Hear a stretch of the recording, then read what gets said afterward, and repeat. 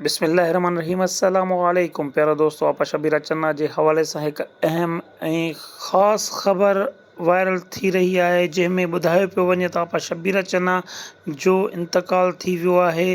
प्यारा दोस्तों, संदसि धीउ आलिया चन्ना सां राब्ते करण ते ख़बर पई आहे त आपा शबीर चन्ना हिन महिल ताईं ज़िंदा सलामत आहे ऐं डाउ हॉस्पिटल में ही एडमिट आहे। डॉक्टरनि चवण मुताबिक़ आपा शबीर जी तबीयत नासाज़ ज़रूरु आहे, पर अञा आपा शबीर चन्ना ज़िंदा आहे। आलिया चन्ना इहा पिणु तस्दीक कई आहे त आपा शबीर चन्ना जी डायलिसिस थी चुकी आहे, 4 भेरा डायलिसिस थी चुकी आहे। हुन खां अलावा आपा शबीर चन्ना जे फेफड़नि में पिणु पाणी भरियल आहे, पर आपा शबीर ज़िंदा आहे ऐं अव्हां जूं ऐं असांजूं दुआऊं आपा शबीर चन्ना सां गॾु आहिनि ऐं पूरी सिंध वारनि जूं दुआऊं आपा शबीर चन्ना सां गॾु आहिनि।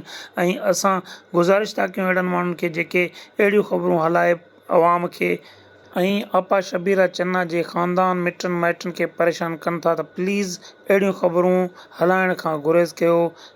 अहिड़ी कमाई अव्हां जे कमु न ईंदी।